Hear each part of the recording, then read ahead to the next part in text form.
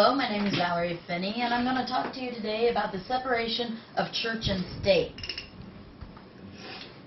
Congress shall make no law of respecting an establishment of religion or prohibiting the free exercise thereof. That is our First Amendment. It is probably one of our most well-known and probably one of our most misunderstood amendments also. It is misinterpreted so many times, and it has a grave effect on our schools and also on our children. And our children are very important to us because they are the future of everything. They are going to be running our governments, they're going to be running our businesses, and then eventually they will be controlling our fates. So, I'm also a mother who raises 2 children with Christian beliefs. And I am also, in our church, our children's coordinator. So, working in the church and working with the children, I've often seen how religion can have an impact on the children and improve their lives and make them a better person. Now, before we get started, we're going to need to learn about why do we need a change in the separation of church and state, what we can do to make that change, and is that change even possible? But before we get started with any of that, we need to understand what the separation of church and state has been so misunderstood. The concept was misunderstood from its original intent from the very start. It started from Thomas Jefferson's Danbury letters.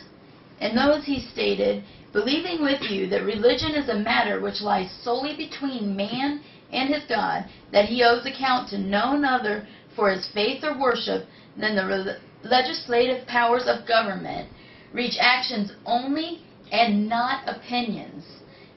I contemplate with sovereign reverence that act of whole American people which declared that their legislature should make no law respecting an establishment of religion or prohibiting the free exercise thereof, thus building a wall of separation of church and state." Now, see, that wall of separation of church and state is found nowhere in our Constitution. Jefferson actually responded to his separation of church and state when he had his second inauguration. In his second inauguration here, he actually contradicted what he had originally said in his Danbury letters.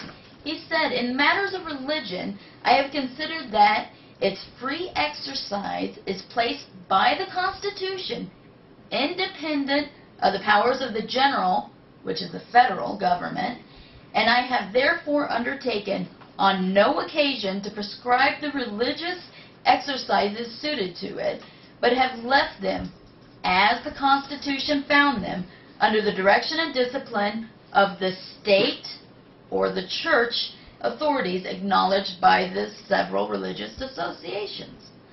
So, he said that he left it in the authority of the state or the churches. So, when he made this plan of this separation of church and state, he wasn't saying that. He was saying that he was separating the federal government from the church and states. And then he went on further to contradict himself, if you were to believe that he wanted this separation of church and states, with his actions, which speak louder than even his words. He had federal funds used to build churches. He also used federal funds to employ Christian missionaries to work among the Indians. It was never meant to be an impregnable wall of separation of church and state that many people, including the law, have tried to make it into. In fact, the day after they passed the First Amendment, they passed into law the day of national prayer and thanksgiving. Does that sound like a government that is trying to separate church and state? Well, when Washington was asked to give a response to that, Washington's response is, "It is the duty of all nations to acknowledge the providence of Almighty God, to obey His will, to be grateful for His benefits, and humbly to implore His protection and favor. That great and glorious being who is the benefit author of all that was, that is, or that will ever be, may then unite in rendering unto Him our sincere and humble thanks for His kind care and protection of the people. That's what he said. He was saying, what a great God He is. Again, is that separation of church and state? It has even gone into our system of law. In our 1879 case is the example of when the separation of church and state actually became jargon, if you may, for law in substitution of the First Amendment. So instead of using the First Amendment, they said basically what Jefferson said, the separation of church and state, is the First Amendment. But that happened first in this case, Reynolds versus the United States, in 1879. In fact, the U.S. Supreme Court ruled that the Danbury letter, quote, may be accepted almost as an authoritative declaration of the scope and effect of the First Amendment thus secured. It was again emphasized in another case, which was Emerson versus the Board of Education in 1947. Once these laws came into effect, it became harder and harder for religion to remain in buildings owned by the government, which is including our schools. Religion has been almost completely removed from our schools. We no longer can have religious icons such as crosses or the Ten Commandments posted in our schools. You're no longer allowed to pray in your school. It first started out that you could pray in your schools, and if you chose not to, you didn't have to pray. Then it came down to being, we can't say that, so we'll just have a moment of silence. But then everybody said, no, that's not going to work, because everybody knows what you're doing in that moment of silence. You're praying. And then it even came down to you couldn't even offer up a prayer during a graduation ceremony.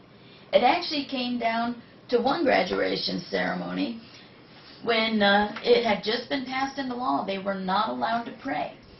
And a speaker got up and gave his speech, and at the end of his speech, he bowed his head silently, waited a few moments, and then sneezed. And as soon as he sneezed, the entire congregation said, "May God bless you." That was their way of trying to get a prayer into their ceremony. It also has affected Bible trailers. Here in Huntington, we had a Bible trailer that was called By the Book. It actually came down a couple years ago that a child had complained about it. Well, the child didn't, the mother did. And it ended up